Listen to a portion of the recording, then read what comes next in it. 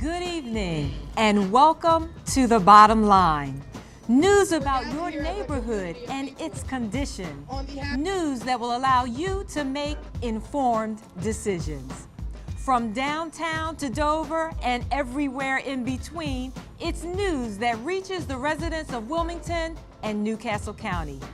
News that's real, relevant, revealing. Yes, it's The Bottom Line. Welcome to The Bottom Line 2016.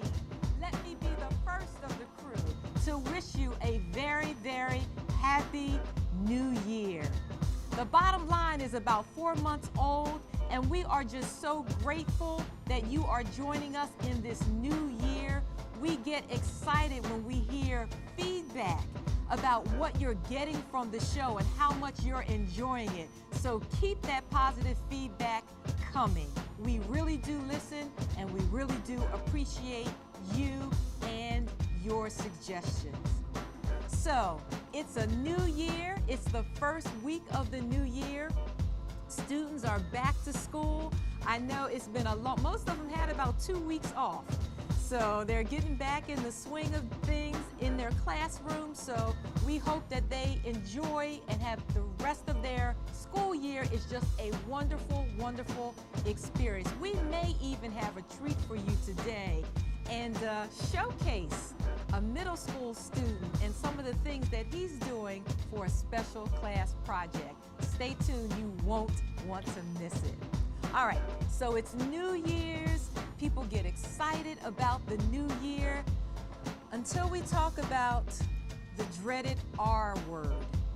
You know what I'm talking about, resolutions. How many of you have ever made a resolution? Okay.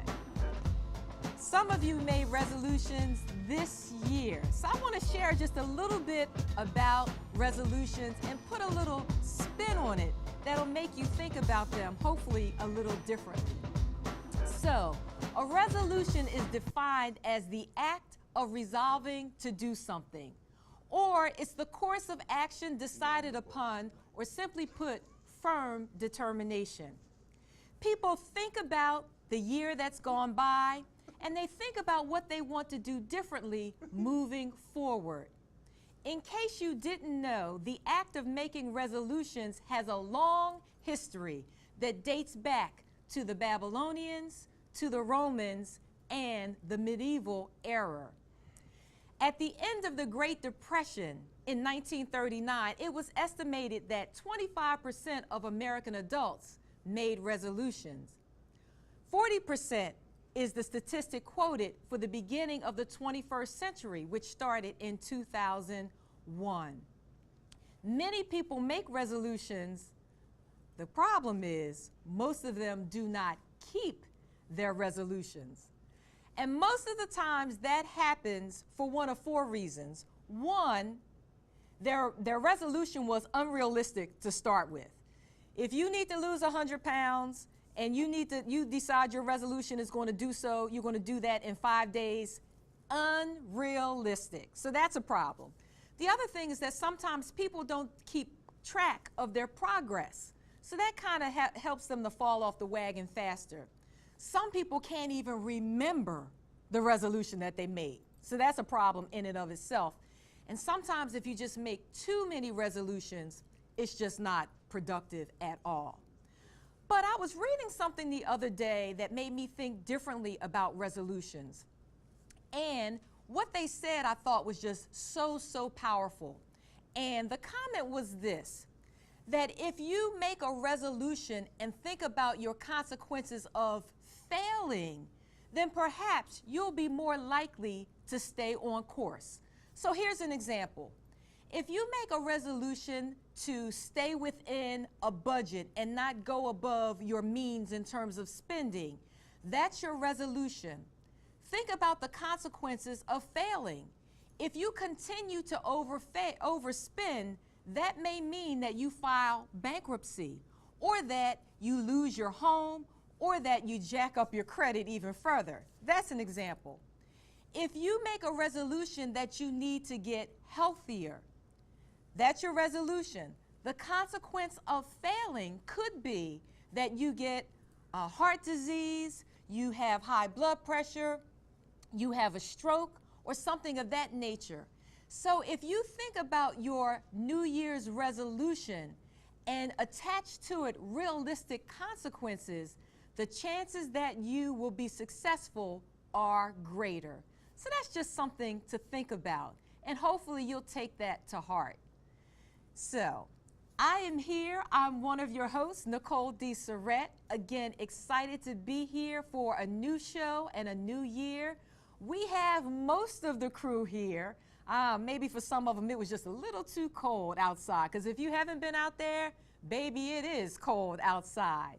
On behalf of our captain, none other than State Rep Charles Potter, we have his first mate in the studio tonight, none other than Elder Ty Johnson.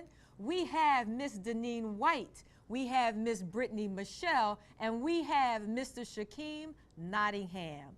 We miss you abundance, hoping to see you next week. Oh, and I can't forget the one and only Mr. Ed Johnson, who has some exciting things to talk about from the sports desk.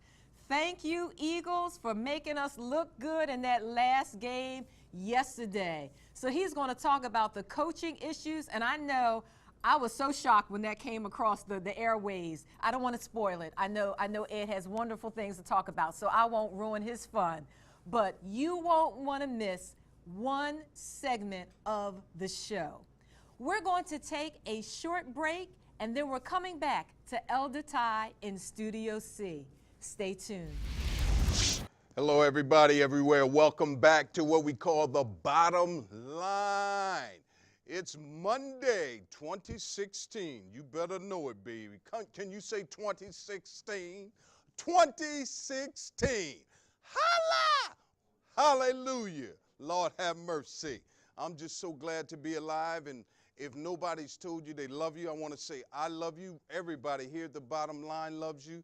And if you hadn't hugged yourself, you better hug yourself right now. David said, I got to encourage myself sometime. And I want to say congratulations to all those who had a fabulous New Year's Eve celebration, those who did it in church. You know, some people that believe that I can only start my New Year's in church because I want God in front of everything that I do. And I say you got to be on the right track. So God bless you. And even I got friends that still go to the club. They say, I'm with you, Ram, I'm with you, but I'll be doing my thing, you know, I'm still with you too, because God loves us all. And long as you made it to 2016 safe, unharmed, and you're in good health, you got something to be thankful about. So the bottom line takes it off a little something like this. Bill Clinton is on the trail. Woo! Yes, he is. Bill Clinton is out supporting his wife. You can look for big things. And I want to say Donald Trump, watch out. Because Bill really, you know, Bill got a swag about him that just, you know what I'm saying, right? I'm a Democrat. I'm a little prejudiced. I'm not saying that I'm not. But we're looking for big things. And guess what? They were worried that Bill was not going to stay on target today, but he did. He was right on task today. He was right on message today. Congratulations to Hillary. Keep it coming. The Dems has got a champion out there. Meanwhile, in Oregon, Amon Bundy and his group is trying to say that they don't have to put their guns down and they're not worried about the feds. They're trying to protect what they call some Federal Reserve land. It's a mess out there. And the Black Lives Matter movement and the other folks are saying, will they treat the white folks like they would treat the black folks if the black folks were out there with guns? Y'all think about that one. We're going to keep our eye on what's going on in Oregon. Amen. And we're going to find out what's going on. Meantime, in the White House, the president just tired of those big R's. And he said, I got one more year to go. I don't have nothing to lose. I'm from Chicago. People want me to do big things. I'm tired of Emmanuel calling me. So he met today with the Attorney General, Sister Loretta Lynch, to talk about what he can do by way of executive order about guns. Hallelujah. Not only do we want to do something about guns on the local level here in Delaware, but El Presidente, Barack Obama, said that he's going to investigate executive orders right now, and he's coming with the hammer. So we're going to keep an eye on that just to see what goes on, and he can do it. Elsewhere in the news, we're talking about first in, I forget the city, but it's in a city in Mexico where a female was just elected as mayor today, and the cartel killed her today. The same day she's elected, she gets shot and killed. Wasn't Juarez, because there's big news coming out of Juarez. Juarez is human trafficking and all kind of stuff going on. I apologize for that, but it just hit me so hard to know that they're still doing that kind of thing, and gender has no meaning when it comes to the cartel, when it comes to drug movement. Wilmington suffered its first shooting on Sunday. My God, I understand it wasn't a fatal shooting. Our first shooting, 2016, we're following that. Ironically, I don't know if this was true or not, but they say that the shooting took place around 6 in Madison. Meanwhile, 6 of our officers were in the 5th and Madison at the center. Maybe they were playing ping pong with Julius Cephas. I don't know what was going on.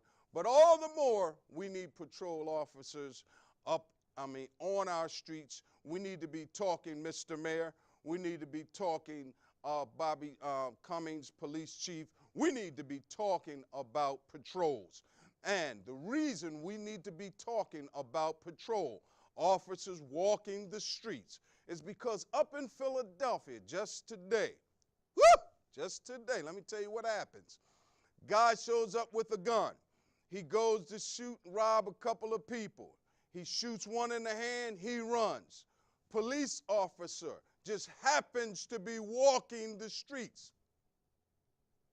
Policeman on patrol apprehends the perk. Woohoo! Did you hear what I said?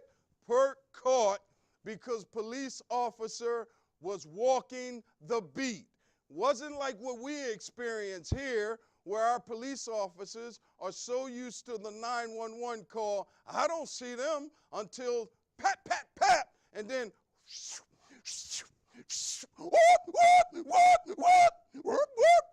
said, what's going on? Somebody probably got shot. How come we can't get some proactive stuff, some police in the community?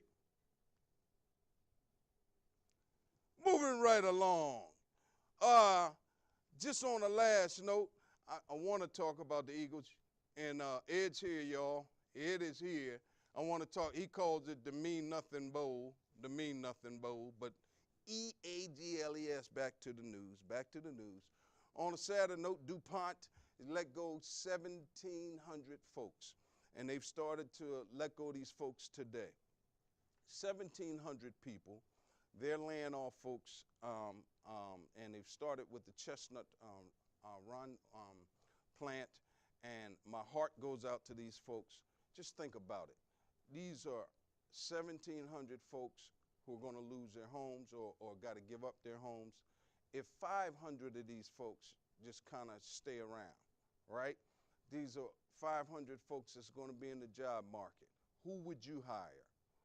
A person coming out of jail or a person coming from DuPont who knows how to work, who knows how to show up, and you can't pay them what they're used to getting? You understand? You see where I'm going with this? These folks are going to be in the job market. So who you think folks are going to be looking at to employ? Huh? I want to know what's going on with our elected officials. What's going on for real? How come we are not looking at some innovative ways to bring some companies here? How come we're not talking with the young people about some innovative? We live in the cyber age. We've come from the communication age. We've come from the computer age. We've come from the information age. We now live in the cyber age. How come we can't talk some cyber business with some of these young people and create some jobs right here in what we call the corporate capital? Moving right along. County President Chris Bullock has got a challenger coming up.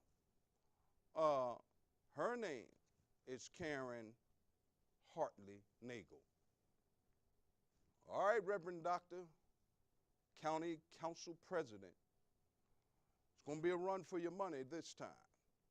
Amen.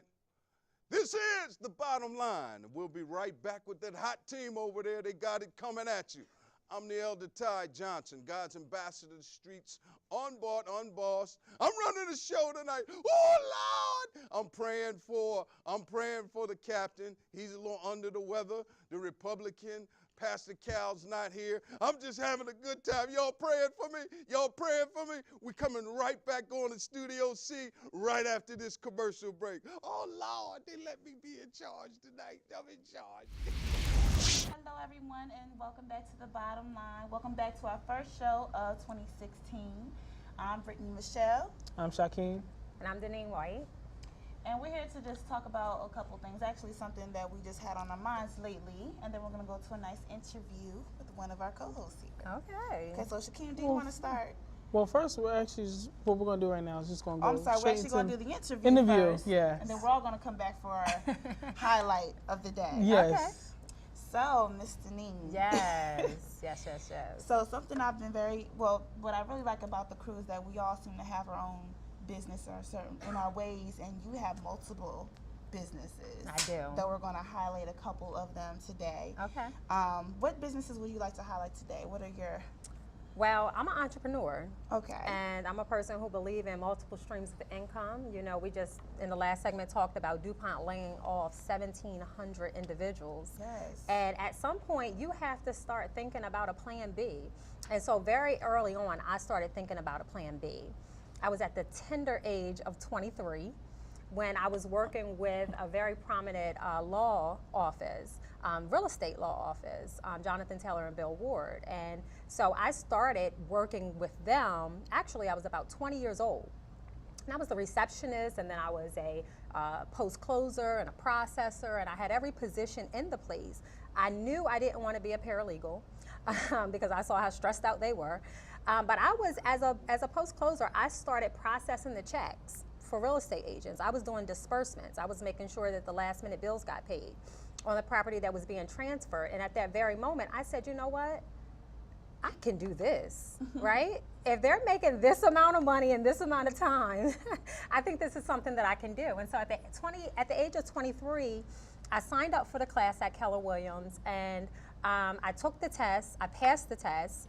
I hadn't officially signed up with a broker, but I knew that this is what I was going to do. Okay. And so at that time, I went back to work on Monday. I gave my 2 weeks. I didn't have a broker, but I gave my 2 weeks because I knew that if no one was going to take a chance on me, I was going to take a chance on myself. And that's exactly what I did. And so at the age of 24, I was a licensed real estate agent. And so I've been working in real estate for the last 9.5 years. It's gone on 10 years this year. Wow. That I would have had a real estate career, and I'm so excited about that. So that's one of the businesses that I have. So I got a quick question for you. So when you started your real estate, how long did it take you to get your first deal? You know, it's funny because I tell this story often. Okay. When I started in real estate, I was young and I was hungry, Okay. right? I just knew I wanted more.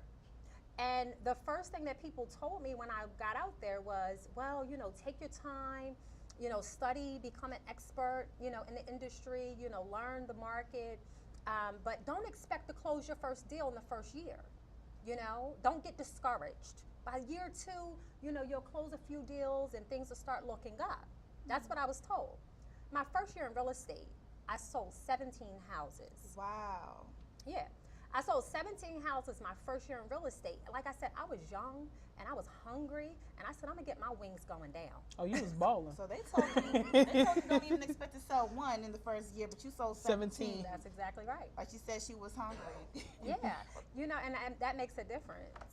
Absolutely. So let me ask you this, and you did mention about DuPont, you know, having to let go so many employees. How important is it in this day and age to have a backup plan or take that chance on yourself in the world of being an entrepreneur? Right. You know, I will say that being an entrepreneur is not for everyone.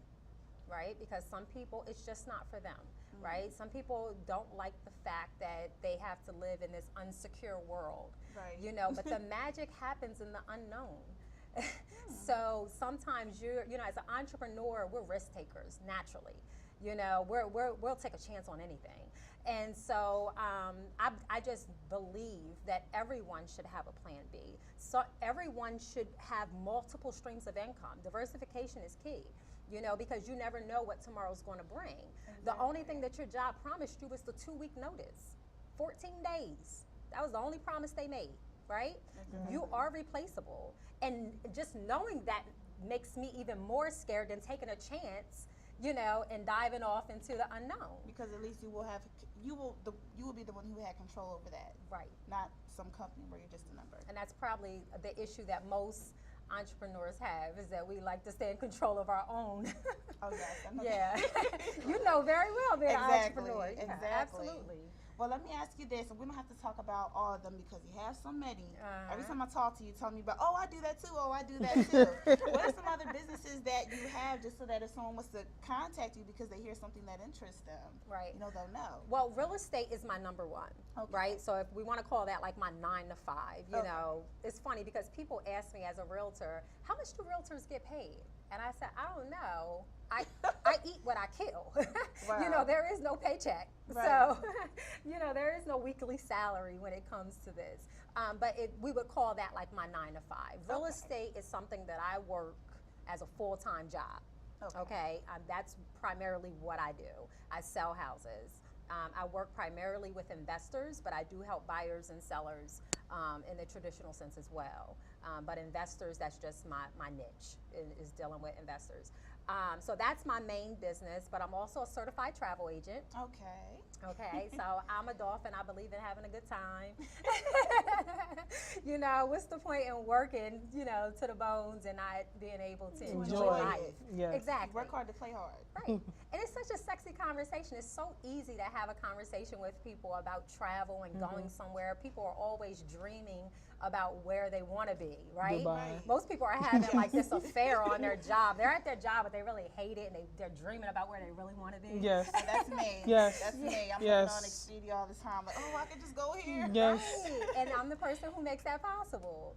So my husband and I actually work a home-based business. We've been working a home-based business for the last 4.5 years, going on 5 years, actually. And actually, it was 5 years in September. Oh. Yeah, Wow. we've been working Congratulations. on home-based business for the last 5 years.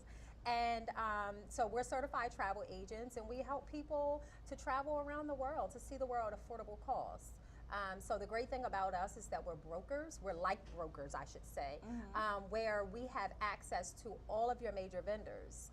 So Apple Vacations, Expedia, Travelocity, all your major players, we're able to do pricing just like they do, and drum up a package that makes sense for your budget and your dreams. So we can just all go to one place, which is you, and That's also right. be backing a black-owned business. Yeah, And just very briefly, because I've just been told we don't have a lot of time, what are some of the other things that you do, and how can people get in contact with you for those businesses? Right. Well, the only other business that I have outside of that is out of real estate and my travel is I'm an image consultant. My favorite part. Yeah, I know you wanted to touch on that. I'm an image consultant. I've actually been doing this since I was about 17 years old, unofficially.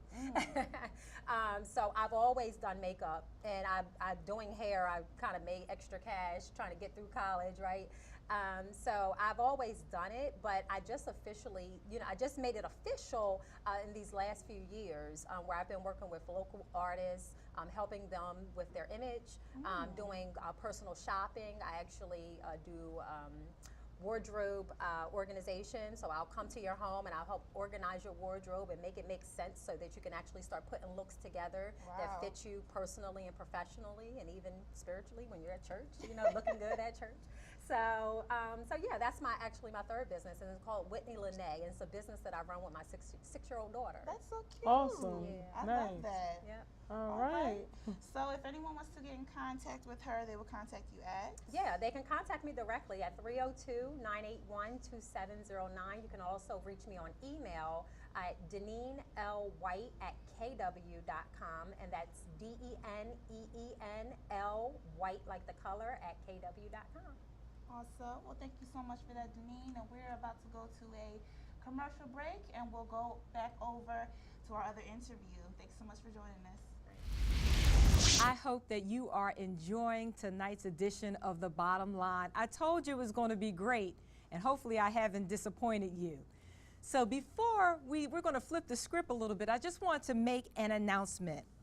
HBCU Delaware Coalition Incorporated and Delaware Black, they are hosting a meet and greet mixer this Friday night, January 8th, starting at 5 p.m.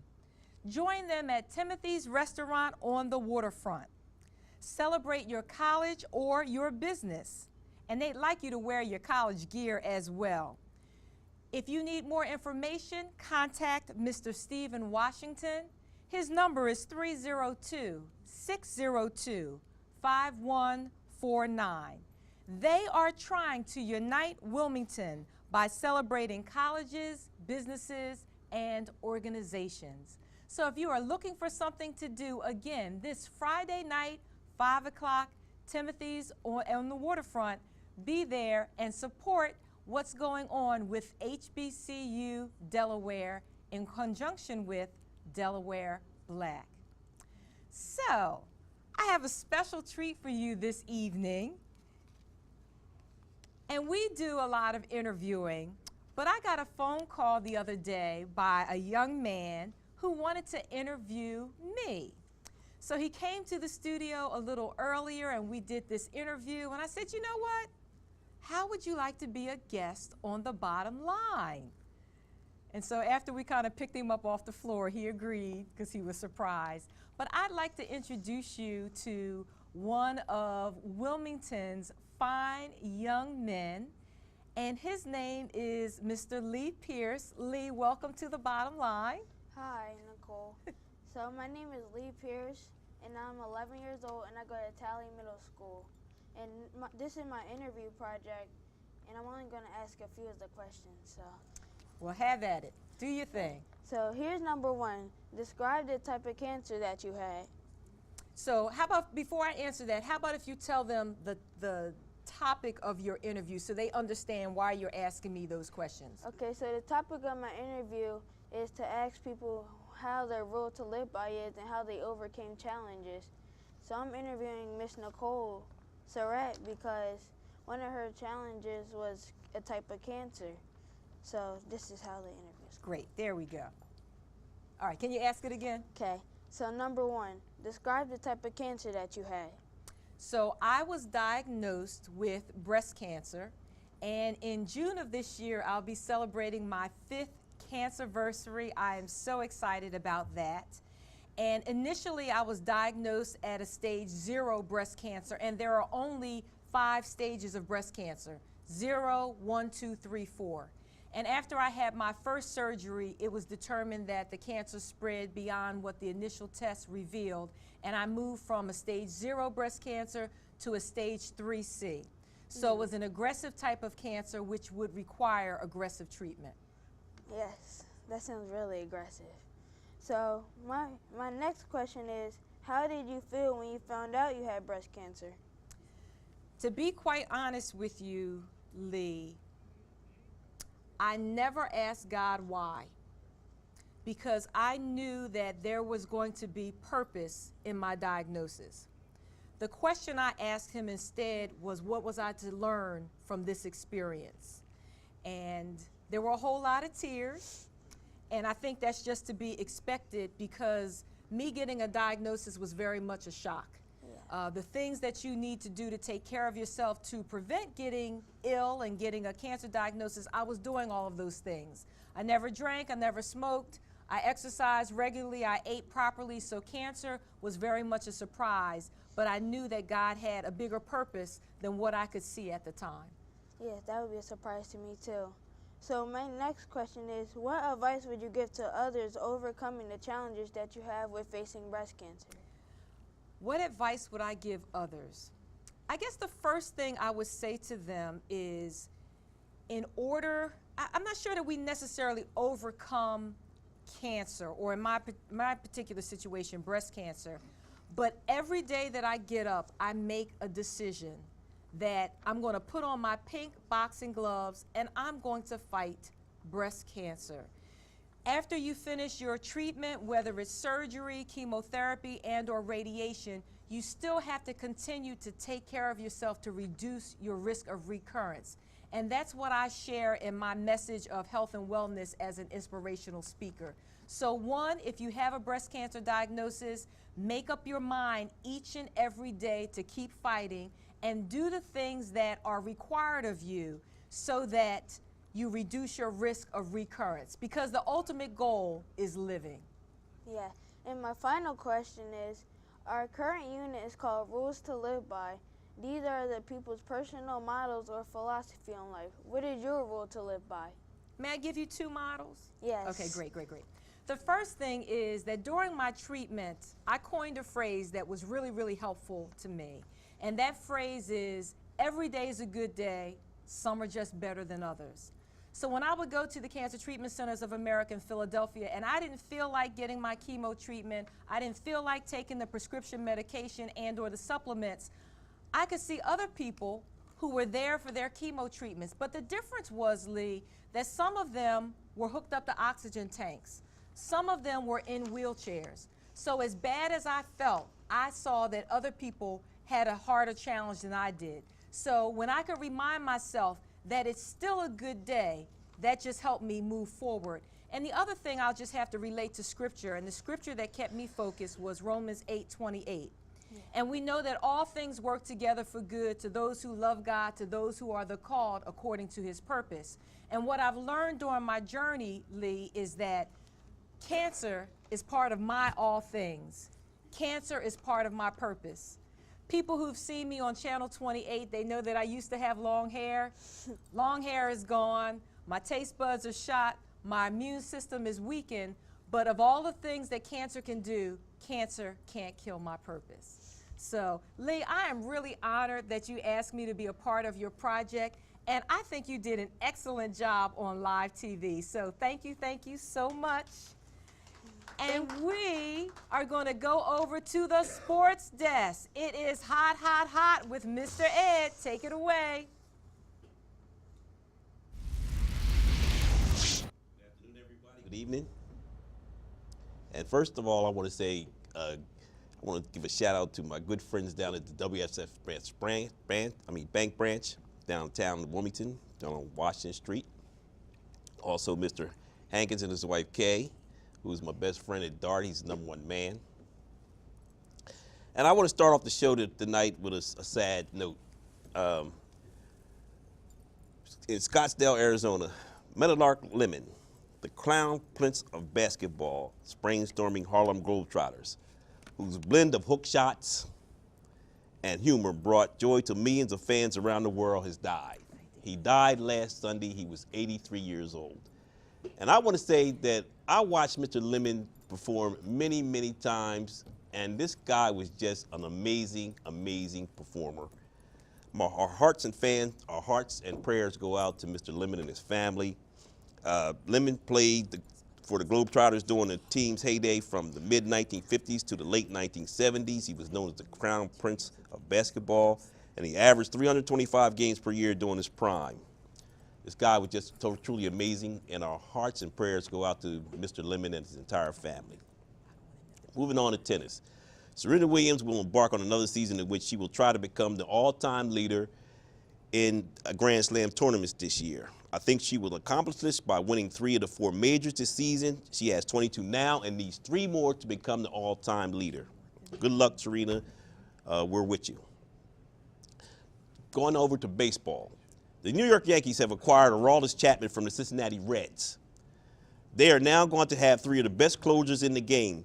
Chapman has the hardest throwing arm in the major leagues, with some of his pitches clocked at over 103 miles per hour. They are definitely going to have 3 of the best closers in the game, and the Yankees are my team. I don't know if they're going to win it. They still need a hitter, so good luck to you. College basketball.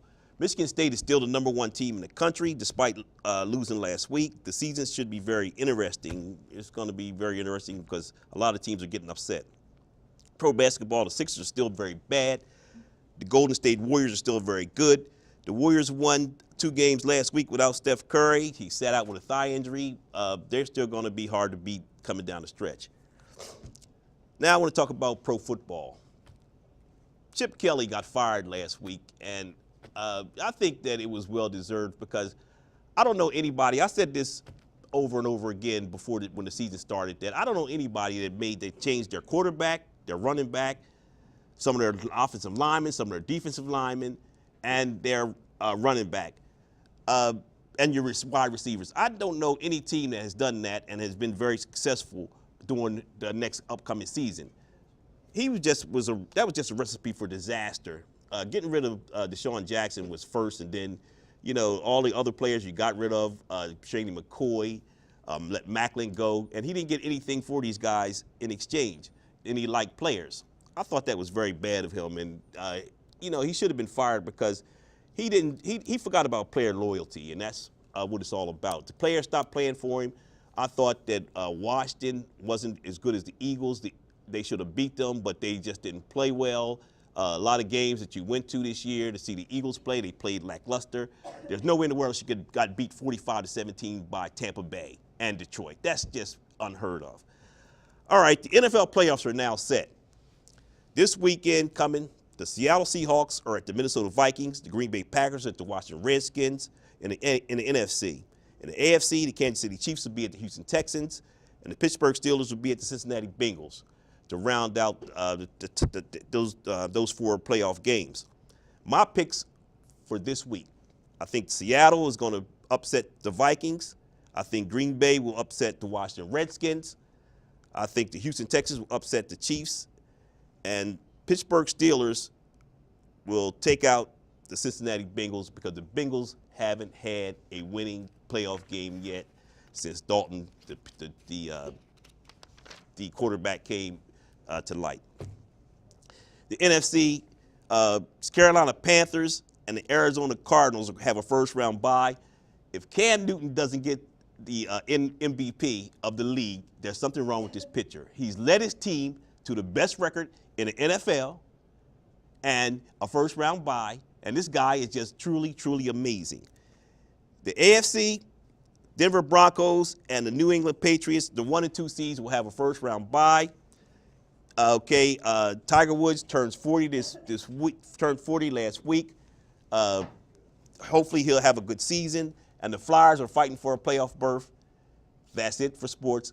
Take it away. Everybody have a good evening. Over to you, Ty. Hello to everybody everywhere. Welcome back, Ed. God bless you. Thank you so much for the Bottom Line Sports section. I still don't like that little slogan, Ed, the meaningless bowl. You will not give my Eagles. I don't understand it, man. I just don't understand it, y'all. I don't understand it. 2016, if you're just joining us.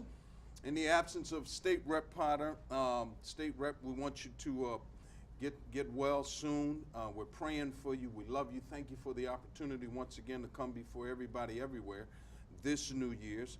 And I'm so thankful to God that most of the cast is here. They're in good health. And as you can see, they come prepared every week, excited to bring you news that's relevant, relative, and relational to life itself.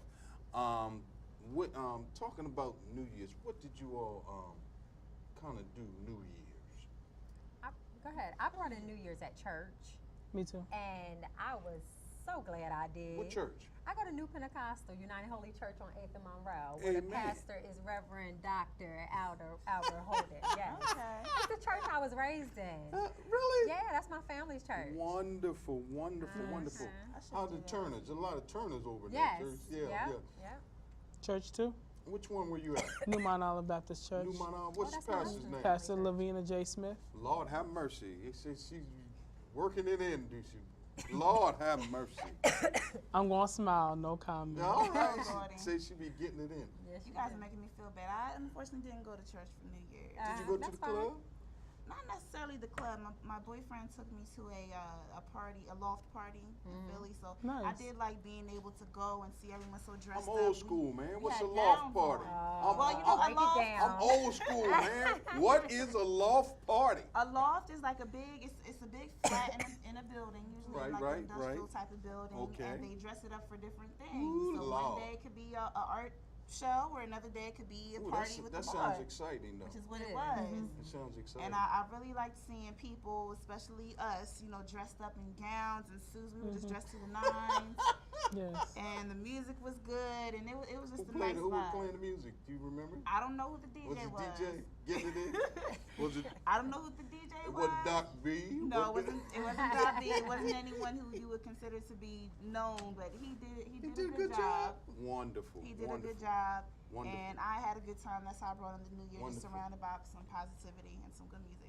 Out of everything that went on last year, what was the thing most? Because you are a lot younger than I am. I won't tell them that, but we know. What was the one thing that stood out in your mind that you said, Lord, why did that have to happen? Well, the number one thing that we want to talk about today is the Bill Cosby situation that's still going on, even though it's 2016. Bill Cosby has a mugshot for an alleged assault 11 years ago when he was 60 plus years old with no proof. Darren Wilson, who killed Mike Brown on camera, is free. George Zimmerman, who killed Trayvon Martin, is free. The cop who killed Tamar Rice after 2 seconds is free. The officers that shot 50 rounds into Sean Bell's car on his wedding day, killing him, are free. You can go on, but you get the point. And I understand the officers also in the BAM case. Jeremy McDowell has not been arrested, and the family marched today. Yep. I Right. understand they had a sit-in and that sort of thing. So, do you think that the Cosby piece is a distraction? I mean, I think that when things like this are happening, there's always some kind of distraction that the media just chooses to put all of this emphasis on when other important things are happening. So we're not paying attention to that. We're not putting our attentions against speaking about what's going on. Especially when it comes to, you got the guys taking over, the Caucasian guys who took over the government building, Who called themselves the militia? the militia. So it's like, Bundy and his crew. yeah, so it's like you see things like that going on. Like, you know, it's always an underlying issue that goes on when things like this hit the paparazzi or hit the mainstream media. So it honestly, at the end of the day, they need to get this thing squared away because his attorney is coming after anybody. Closing words. Closing words in regards to this topic here. I don't know. I feel, and this conversation could probably go on another can. 15 minutes.